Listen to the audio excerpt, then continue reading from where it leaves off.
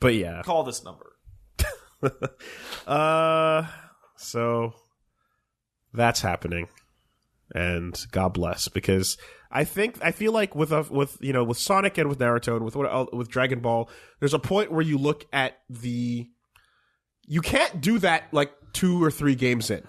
No. It takes a decade of constant releases on every platform. You need to go through every possible character. And then after you've pulled all the obscurity out of your franchise, you need to go for the character.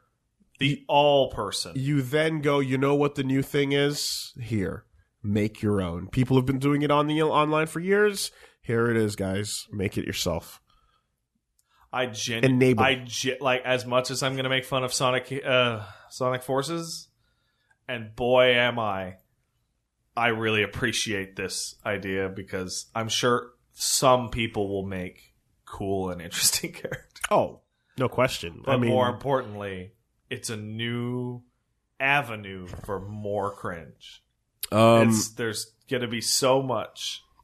I heard that. Okay, when Sonic Forces comes out, I want all of you to send me your best 420 the Hedgehog. There you go. That's not bad.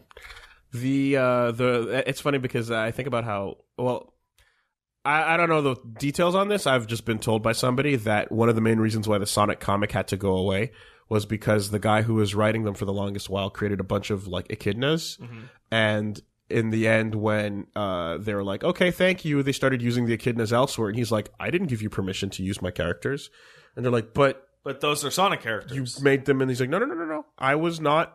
I was hired on contract, and I created characters myself to use in these stories, but those are my characters." You have to ask me. And they just went, I'm sure it would have been fine if they had asked him, kind of thing. But they just went, well, fuck this. We're done. This shit's over. This world is done. This world is destroyed. So the end of the Archie Sonic comic, I don't know if you guys know, but there's a global thermonuclear event that just atomizes all of them. You get to see the skeletons melt.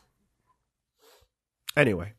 What else is going on? Which is more brutal to you, the melting skeleton or like the black and white drawn fade out to oblivion? The black and white drawn fade out to oblivion is worse because that usually implies a burnt shadow on the ground. Like, it's just like the person, it's like they never even existed. Yeah, well, except for that shadow. Yeah. And that sticks with you.